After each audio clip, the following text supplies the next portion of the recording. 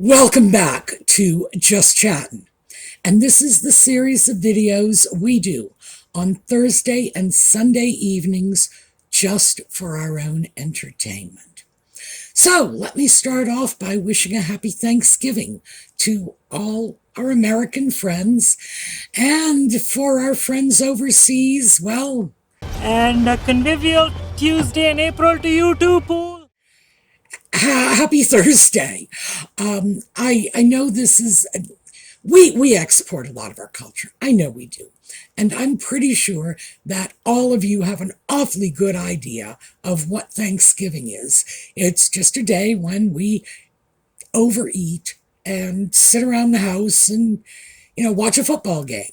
At least that is the way it works for most of us. But I also know that this is a holiday that seems to be uniquely American. And when I say uniquely American, I mean continental American. Because when I was in Puerto Rico, no one celebrated Thanksgiving there, and it's America. So, geez, what can I say? Anyway, before we get started, I wanted to introduce you to the new and improved sock puppet. And here he is. He is wearing his camo because now he's doing his military thing. He's wearing his fake medal, which he shamelessly wears in front of servicemen who have Bronze Stars and Navy Crosses and real medals of distinction. But doesn't bother him. He's out there with his camo and his fake military medal. But I needed to get a new one. This one does not have the same bright orange hair, so I may do a little styling of him, get him more like the old sock puppet. But Audie basically shredded the old one. He was dirty and grubby and had holes in him. But to compensate you for the transition to a new sock puppet, so that this sock puppet is not alone, we have a wife for him. Here we go. And it was my good fortune to be looking for sock puppets in the period right around Halloween. So I think I nailed this one about as well as can be expected. I need to keep her quiet because Audie cannot stand the sound of the wife's voice. It really drives him crazy. And frankly, I don't want to hear the word salad. So we're going to make sure she shuts up. That's your job. Now, he doesn't want it. But anyway, the two new sock puppets. And hopefully we'll have some fun with them. All right. When we come back, we will get into the topic of the video.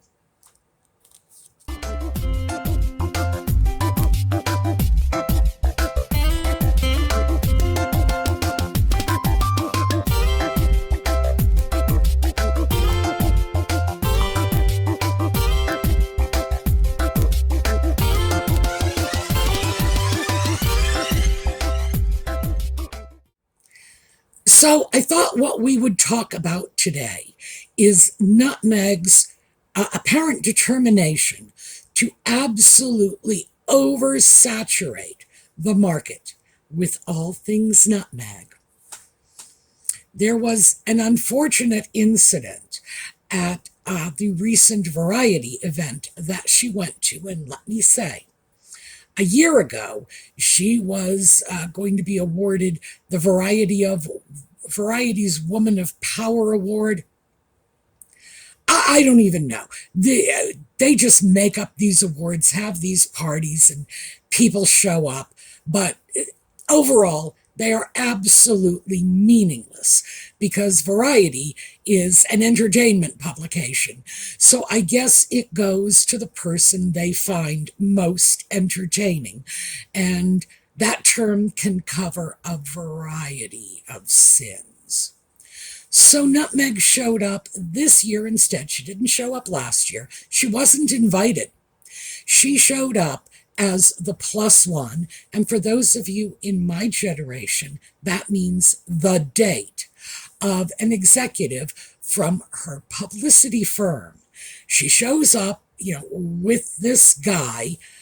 You gotta wonder what's going on in the sock puppet's head that he would even tolerate that nonsense.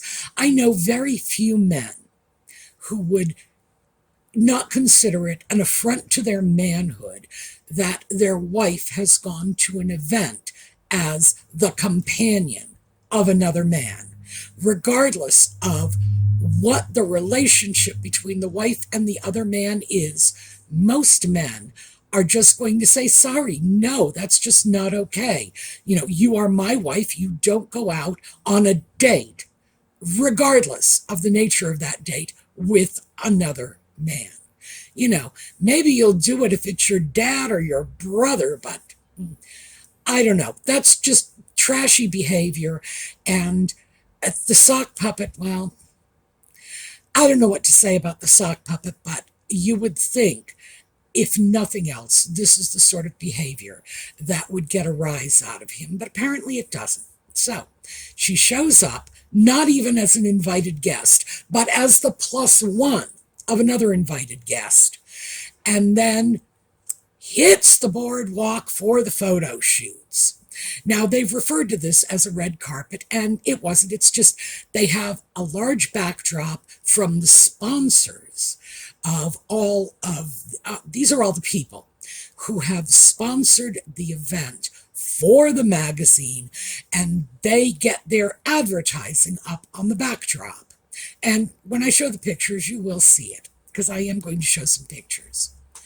So Nutmeg, deciding that, as usual, it's all about her, goes out there and won't leave.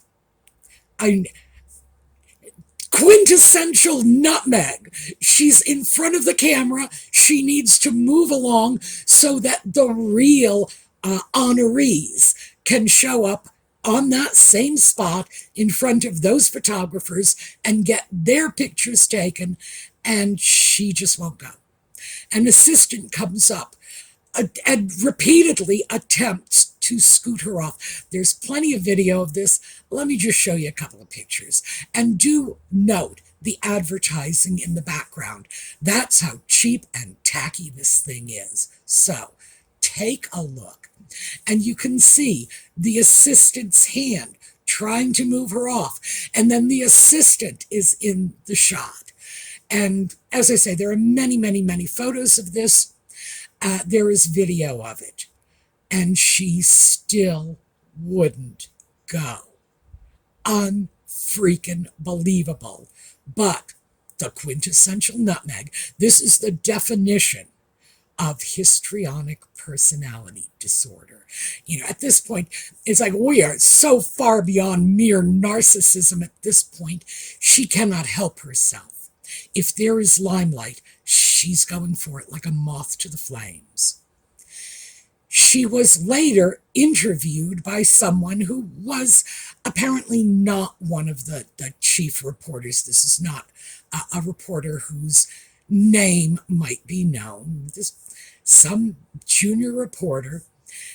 And the junior reporter asks her very kindly, I thought, if she could explain the sudden popularity of Suits, which is in reruns on one of the cable stations. Well, it's obvious. At this point, everybody knows who Nutmeg is. Nobody ever watched the show when it was on the air. So now people want to watch at least an episode or two to try to figure out if, in fact, this woman really does have any legitimate talent. It's curiosity. People stop when they see a car wreck on the side of the road. It's unfortunate, but they do it. They'll slow their car down. It's like, we got to see what's going on. It's grim fascination. And of course, Nutmeg says that, she makes a point of saying, well, I was on the show for 7 years. It's like, really? It's always about her. Always. She had the perfect opportunity to do something kind for the people she had worked with on Suits, for the producers, the directors, the writers, the fellow cast members. perfect opportunity to say something nice about these people. Would have been no skin off her butt to do it. She could have very easily said, well, it was a good show. It was well written. We had an outstanding cast. I was honored to be working with some of these people. Anything. But nope, got to make it about her. So that led me to the topic we are going to address today, which is oversaturation. So, for those of you who are a little younger, and for those of you who are my age or older, just bear with me. This is going to be a blast from the past, a little walk down memory lane.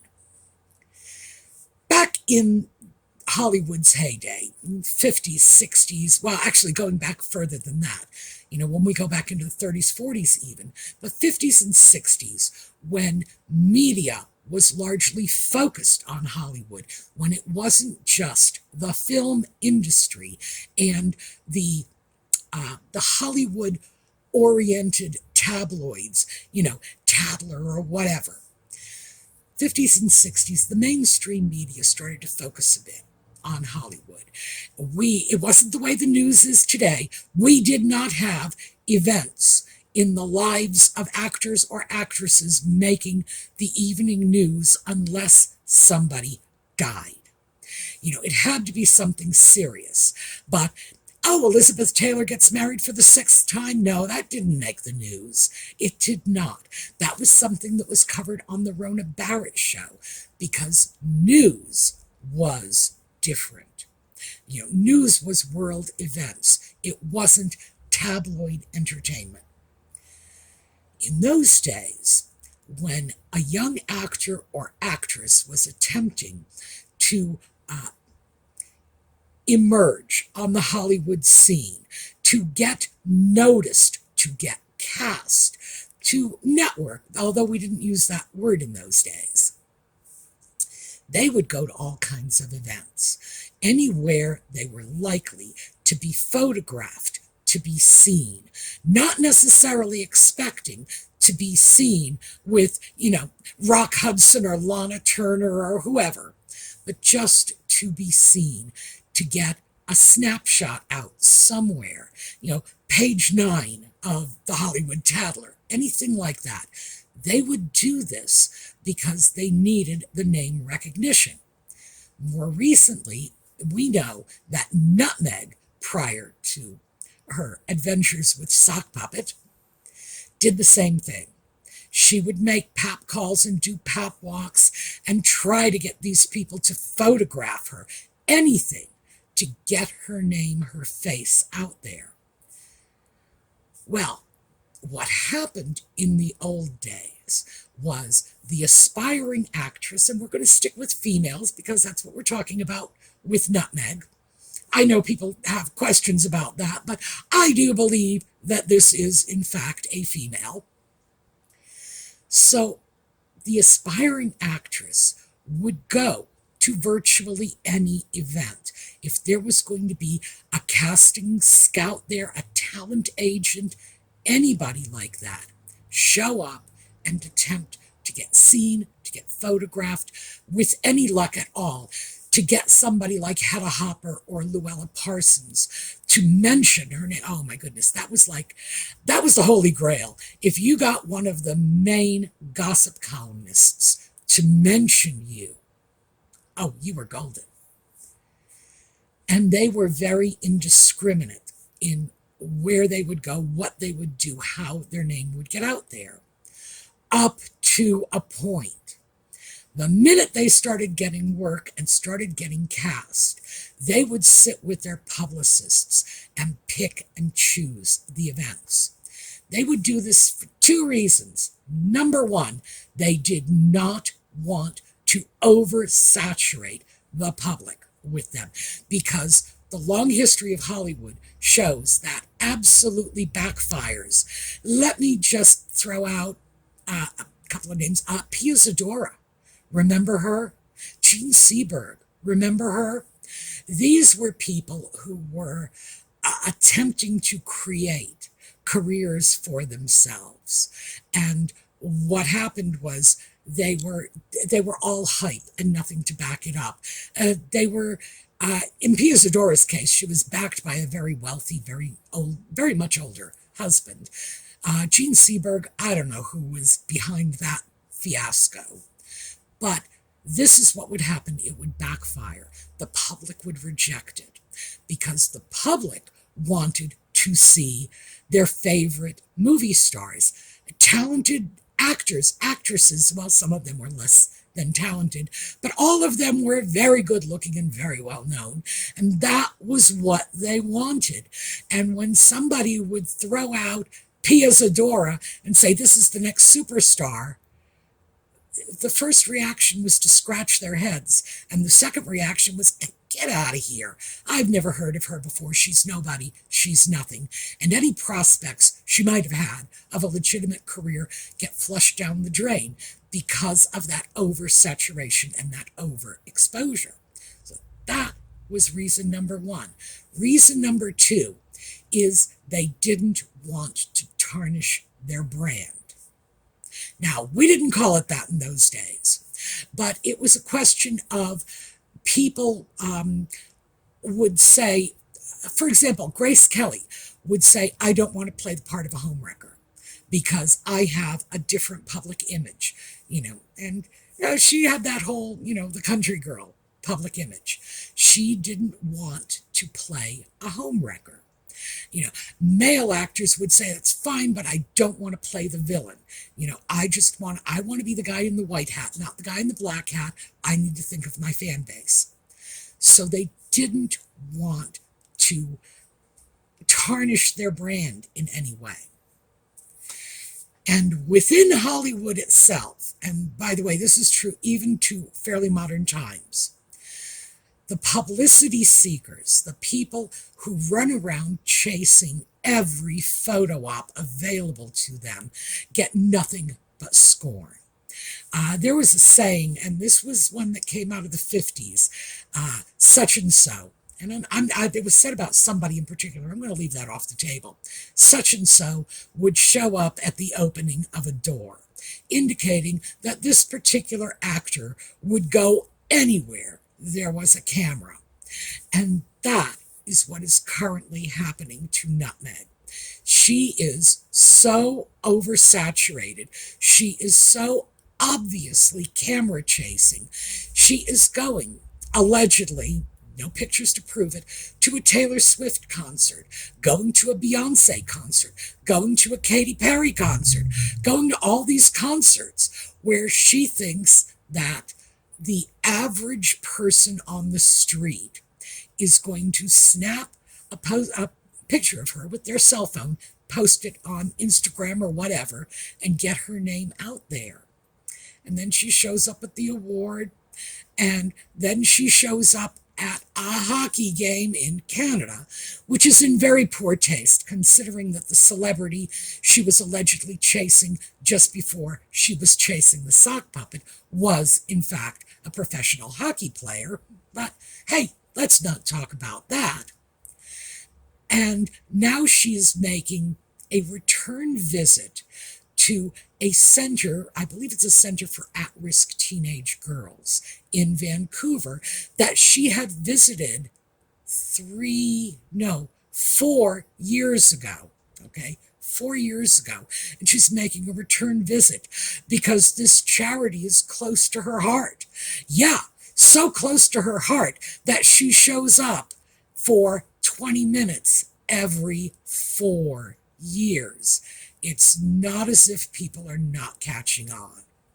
So I personally am delighted to see that people are finally starting to catch on to the fact that she is behaving the way a very desperate young actor or actress attempting to break into Hollywood might behave, the way she behaved when she was trying to break into Hollywood. So it shows that we're no longer up here where we were pretending to be, but we are right back down here where we were, in the old days, before Suits, before Harry, before Trevor even, because Trevor was able to open doors for her too, just as Harry is now. So I just thought, because it's a holiday, because it's Thanksgiving, because I know some of us have a great deal to be thankful for, and others among us are looking around saying, well, what do I have to be thankful for here? This is it. This is what you have to be thankful for. She has finally gone so far over the top that the rest of the population, that portion of the population that doesn't realize how dangerous she is to free speech, how dangerous she and her husband are both to Anglo-American relations, how dangerous this woman is to our political system, not to mention how fundamentally dangerous they are to the status and credibility of the royal family, who do not, absolutely do not, these people don't deserve the hit they're taking. So, if you're wondering what to be thankful for, let's be thankful for the fact that Nutmeg has finally taken it over the top. All right, I'm going to end this a little early. It's a holiday. I hope you will all take advantage of the early departure and spend time with your friends and your family. I wish you all a really, really great day. And I will see you over the weekend for our project videos, and again on Sunday evening for more Just Chattin'.